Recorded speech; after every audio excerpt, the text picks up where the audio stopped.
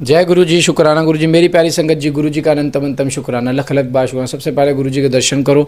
ओम नमः शिवाय, शिव जी सदा सहाय। ओम नमः शिवाय, गुरु जी सदा सहाय। संगत जी, गुरु जी कहते हैं कि अनजाने में की हुई गलती को मैं माफ़ कर चुका हूँ, अब वो गलती दोबारा ना हो। हाँ संगत जी, किसी भी संगत से कोई भी पाप हुआ तो उससे के लिए क्षमा मांगे, अपने पितरों से क्षमा मांगे, अपने कुल के पितरों से क्षमा मांगे, देवती देवताओं से, देवी देवताओं से क्षमा मांगे, गुरु जी से क्षमा मांगे, परम पिता परमेश्वर से क्षमा मांगे।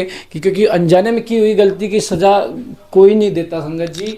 और परम पिता परमेश्वर गुरु जी की के हमें किरदार है जो हम अपना निभा रहे हैं। हम गुरु जी जिसको जो चीज़ देना चाहेंगे ना संगत जी, वो देंगे।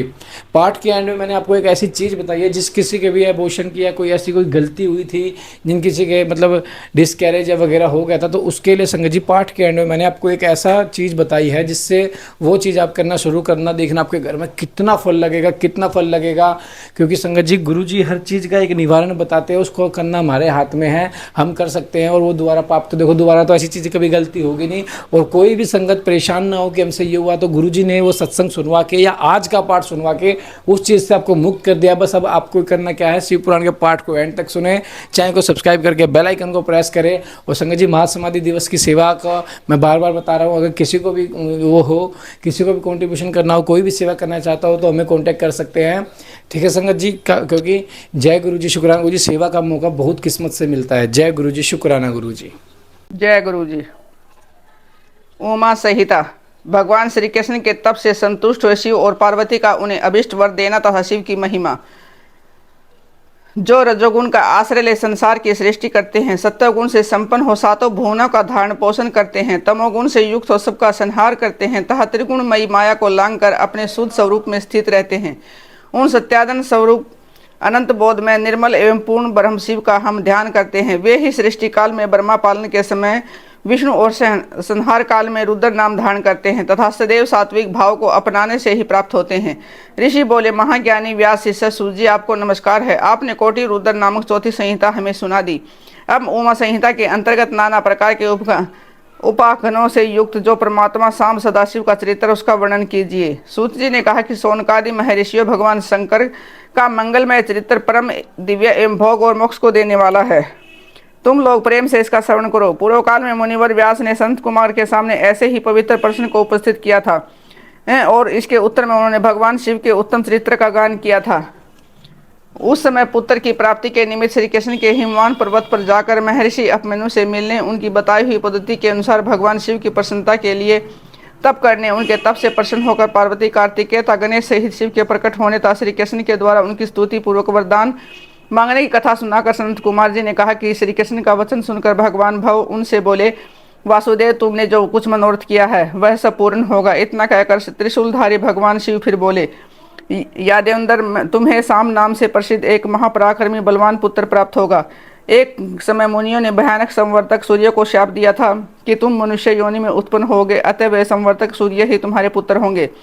इसके सिवा जो जो वस्तु तुम्हें अभीष्ट है वह सब तुम प्राप्त करोगे। संत कुमार जी कहते हैं कि इस प्रकार परमेश्वर शिव से संपूर्ण वरों को प्राप्त करके श्री कृष्ण ने विविध प्रकार की बहुत सी स्तुतियों द्वारा उन्हें पूर्णतः संतुष्ट किया। तदंतर भक्त वत्सला गिरिराज कुमारी शिवा ने प्रसन्न हो उन तपस्वी शिव भक्त महात्मा वासुदेव से कहा, पार्वती बोली, परम बुद्धिमान वसुदेव नंदन श्री कृष्ण, मैं तुमसे बहुत संतुष्ट हूँ। अनग, तुम मुझसे भी उन मनोवांछित वरों को ग्रहण करो जो भूतल पर दुर्लभ हैं। श्री कृष्ण ने कहा, देवी, यदि आप मेरे इस सत्य तप से संतुष्ट है और मुझे वर दे रही हैं, तो मैं चाहता हूँ कि ब्राह्मणों के प्रति कभी मेरे मन में द्वेष न हो। मैं सदा द्विजों का पूजन करता रहूँ। मेरे माता पिता सदा मुझसे संतुष्ट रहे। मैं जहाँ भी जाऊँ समस्त प्राणियों के प्रति मेरे हृदय में अनुकूल भाव रहे। आपके दर्शन के प्रभाव से मेरी संतति उत्तम हो। मैं सैकड़ों यज्ञ करके इंद्र आदि देवताओं को तृप्त करूँ। सहस्रों साधु सन्यासियों और अतिथियों को सदा अपने घर पर श्रद्धा से पवित्र अन्न का भोजन कराऊं। भाई बंधुओं के साथ नित्य मेरा प्रेम बना रहे तथा मैं सदा संतुष्ट रहूं। संत कुमार जी कहते हैं कि श्री कृष्ण का यह वचन सुनकर संपूर्ण अभिष्टों को देने वाली सनातनी देवी पार्वती विस्मित हो उनसे बोली, वासुदेव, ऐसा ही होगा, तुम्हारा कल्याण हो। इस प्रकार श्री कृष्ण पर उत्तम कृपा करके उन्हें उन वरों को देकर पार्वती देवी तथा परमेश्वर शिव दोनों वही अंतर्ध्यान हो गए। तदंतर केशहीनता श्री कृष्ण ने मुनिवर अपमन्यु को प्रणाम करके उनसे वर प्राप्ति का सारा समाचार बताया। तब उन मुनि ने कहा कि जनार्दन, संसार में भगवान शिव के सिवा दूसरा कौन महादानी ईश्वर है तथा क्रोध के समय दूसरा कौन अत्यंत दुष्य हो उठता है। माँ यशस्वी, गोविंद, दान, तप, शौर्य, स्थिरता में शिव से बढ़कर कौन है। अतः तुम शंभु के देव ऐश्वर्य का सदा श्रवण करते रहो। तदंतर अभिमन्यु के द्वारा शिव की महिमा सुनने के बाद उन मुनीश्वरों को नमस्कार करके वसुदेव नंदन केशव मन ही मन शंभु का स्मरण करते हुए द्वारकापुरी को चले गए। नरक में गिरने वाले पापों का संस्कृत परिचय। संत कुमार जी कहते हैं, व्यास जी जो पाप प्राण जीव मान नरक के अधिकारी हैं, उनका संक्षेप से परिचय दीजिए। सावधान होकर सुनो। पर स्त्री को प्राप्त करने का संकल्प, प्राय धन को अपहरण करने की इच्छा, चित्त के द्वारा अनिष्ट चिंतन तथा न करने योग्य कर्म में प्रवृत्त होने का दुराग्रह, ये 4 प्रकार के मानसिक पाप कर्म, असंगत प्रलाप, असत्य भाषण, अप्रिय बोलना, पीठ पीछे चुगली खाना, ये 4 वाचिक पाप कर्म हैं। अभक्षा भक्षण, प्राणियों की हिंसा, व्यर्थ के कार्यों में लगना और दूसरों को धन को हड़प लेना, ये 4 प्रकार के शारीरिक पाप कर्म हैं। इस प्रकार ये 12 कर्म बताए गए हैं जो मन, वाणी और शरीर इन 3 साधनों से संपन्न होते हैं। जो संसार सागर से पार उतरने वाले महादेव जी से द्वेष करते हुए सब के नरकों के समुद्र में गिरने वाले हैं, उनको बड़ा भारी पातक लगता है। जो शिव ज्ञान का उपदेश देने वाले हैं, तपस्वी की, गुरुजनों की और पिता ताऊ आदि की निंदा करते हुए उन्मत्त मनुष्य नरक समुद्र में गिरते हैं। ब्रह्म हत्यारा, मदिरा पीने वाला, सुवर्ण चुराने वाला, गुरु पत्नी गामी तथा इन 4 से संपर्क रखने वाला, 5वीं श्रेणी का पापी, ये सब के सब महापात की कहे गए हैं। जो क्रोध से, लोभ से, भय से, द्वेष से ब्राह्मण के वध के लिए मान मर्म भेदी दोष का वर्णन करता है, वह ब्रह्म हत्यारा होता है। जो ब्राह्मण को बुलाकर उसे कोई वस्तु देने के पश्चात फिर ले लेता है और जो निर्दोष पुरुष पर दोषारोपण करता है तथा मनुष्य भी ब्रह्म हत्यारा होता है। जो बड़ी सभा में उदासीन भाव से बैठे हुए श्रेष्ठ द्विजों को अपनी विद्या के अभिमान से अपमानित करके उसे निस्तेज कर देता है, उसे ब्रह्म हत्यारा कहा गया है। जो दूसरों के यथार्थ गुणों का भी बलदात खंडन करके झूठे गुणों द्वारा अपने आप को उत्कृष्ट सिद्ध करता है, वह भी निश्चय ही ब्रह्म हत्यारा होता है। जो साड़ों द्वारा बाही जाती हुई गौओं के तथा गुरु के से उपदेश ग्रहण करते हुए द्विजों के कार्य में विघ्न डालता है, उसे ब्रह्म हत्यारा कहते हैं। जो देवताओं, ब्राह्मण तथा गौओं के उपयोग के लिए दी हुई भूमि को हर लेता है, उसे ब्रह्म हत्यारा कहा गया है।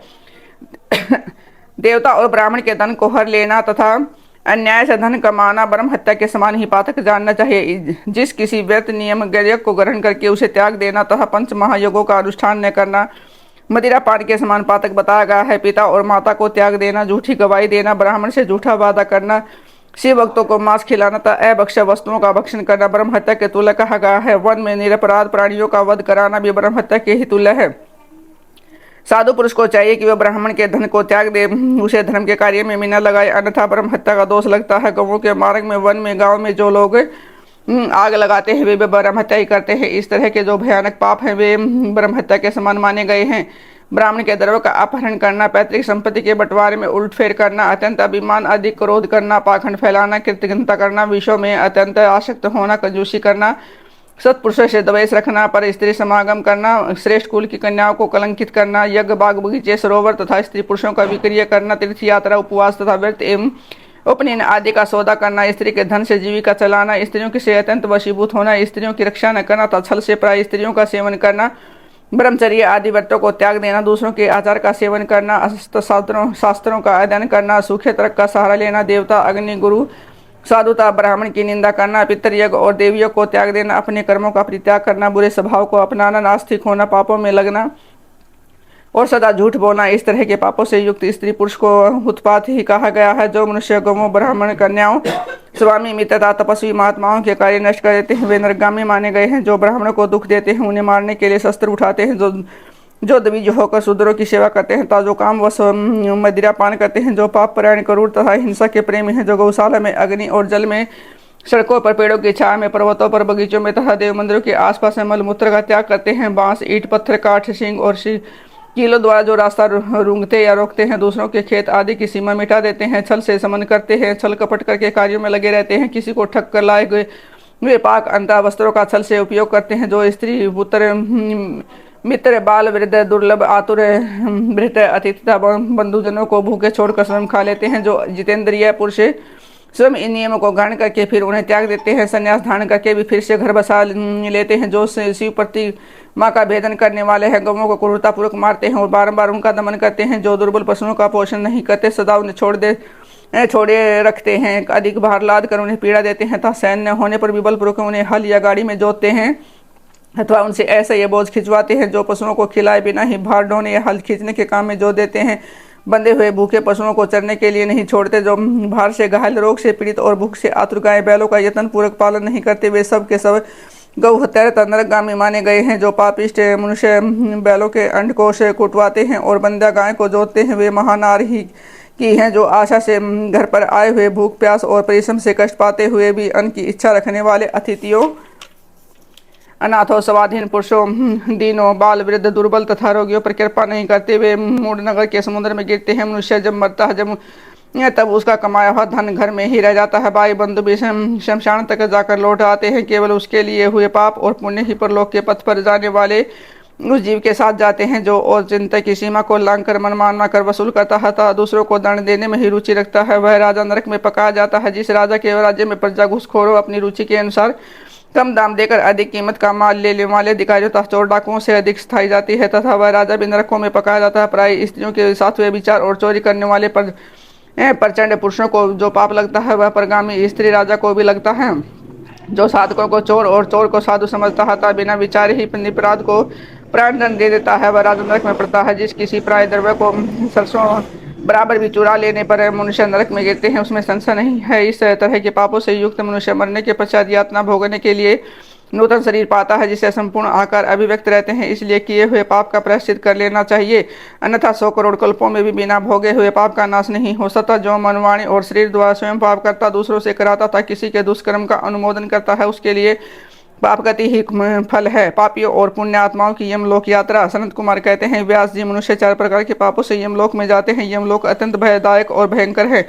वहाँ समझ देहधारियों को विवेश होकर जाना पड़ता है। कोई ऐसे प्राणी नहीं है जो यमलोक में न जाते हों। किए हुए कर्म का फल कर्ता को अवश्य भोगना पड़ता है। जिसका विचार करो, जीवों में जो शुभ कर्म करने वाले सौम्य चित्त और दयालु हैं वो सौम्य मार्ग से यमपुरी के पूर्व द्वार को जाते हैं। जो पापी कर्म प्रायण तथा दान से रहित हैं वे भयानक दक्षिण मार्ग से यमलोक की यात्रा करते हैं। मृत्यलोक से 86,000 योजन की दूरी लांघ कर नाना रूप वाले यमलोक की स्थिति है जानना चाहिए। पुण्य कर्म करने वाले लोगों को तो यह नगर निकटवर्ती सा जान पड़ता है, परंतु भयानक मार्ग से यात्रा करने वाले पापियों को वह बहुत दूर स्थित दिखाई देता है। वहाँ का मार्ग कहीं तो तीखे कांटों से युक्त है और कहीं कंकड़ों से व्याप्त है, कहीं छुरे की धार के समान तीखे पत्थर उस मार्ग पर जड़े गए हैं, कहीं बड़ी भारी कीचड़ फैली हुई है और बड़े छोटे पाथरों के अनुसार कहाँ वहाँ की कठिनाइयों में भी भारीपन और हल्कापन है।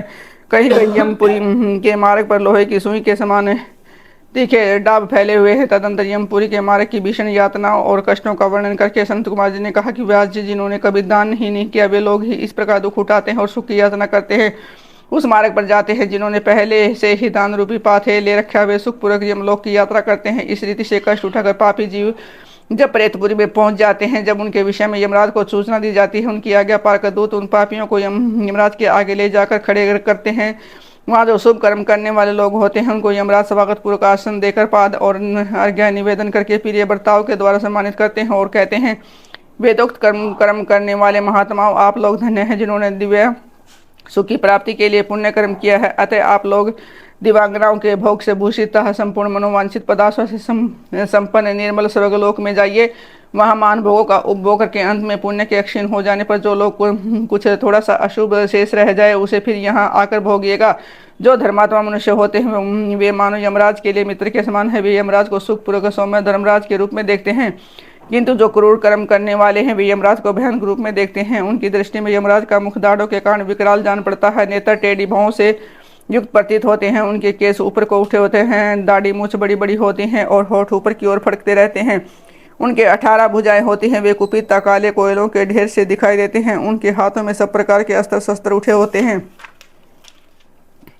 वे सब प्रकार के दंड का भय दिखाकर उन पापियों को डांटते रहते हैं। बहुत बड़े भैंसे पर आरूढ़ लाल वस्त्र और लाल माला धारण करके बहुत ऊंचे में महामेरु के समान दृष्टिगोचर होते हैं। उनके नेत्र प्रज्वलित अग्नि के समान उदीप्त दिखाई देते हैं। उनका शब्द प्रलयकाल के मेघ की गर्जना के समान गंभीर होता है। वे ऐसे जान पड़ते हैं मानो महासागर को पी रहे हो, गिरिराज को निगल रहे हो और मुंह से आग उगल रहे हैं।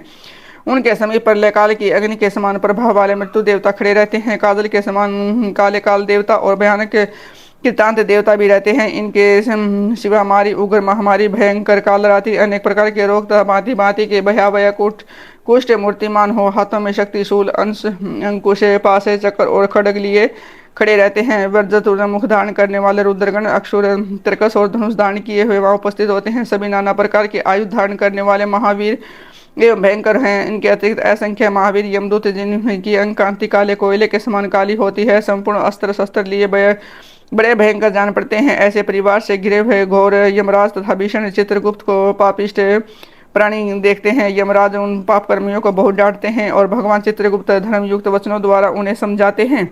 जय गुरु जी, शुक्राना गुरु जी। संगत जी, आज आपने जाना किस तरह नरक में किस पाप की क्या सजा दी जाती है, और ये पूरे खंड में यही चीज बताई जाएगी कि नरक में कौन सी आत्मा किस पाप की मिलती है।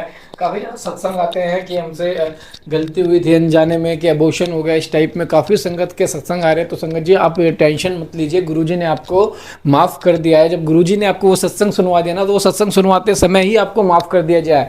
और आपने अपने पितरों से भी माफी मांगनी है। आपके जो भी कुल के पितर हैं, जो भी देवी देवता हैं, सबसे हाथ जोड़ के नाक रगड़ के माफी मांगने, ताकि उस आत्मा को शांति मिल सके, ताकि वो आत्मा को मोक्ष मिल सके, ताकि वो आपको वो सुख दे सके, दुख ना दे सके। क्योंकि संगत जी देखो, ये तो परमात्मा का और विधि का विधान है कि जिसका जन्म जिस दिन लिखा है वो होना है, और जिसका मरण जिस दिन लिखा है वो भी होना है।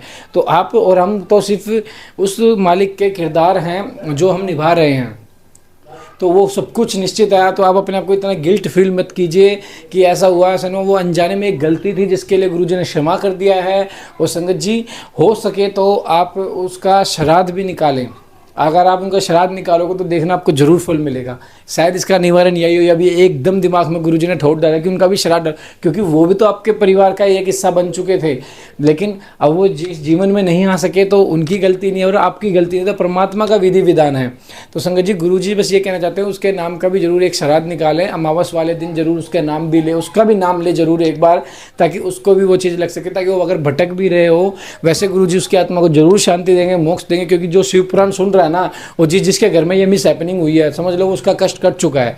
जय गुरु जी, शुक्राना गुरु जी। ओम नमः शिवाय, शिवजी सदा साय। ओम नमः शिवाय, गुरु जी सदा साय। जय गुरु जी। प्यारा सा कमेंट करके आज ही जरूर लगाना, बहुत प्यारा सत्संग है, बहुत प्यारा पाठ है। तो संगत जी, गुरु जी देखो घर बैठे हमारे सभी कर्मों को काट रहे हैं, बस गुरु जी को समर्पण कर दो, गुरु जी सब कुछ कर देंगे। जय गुरु जी।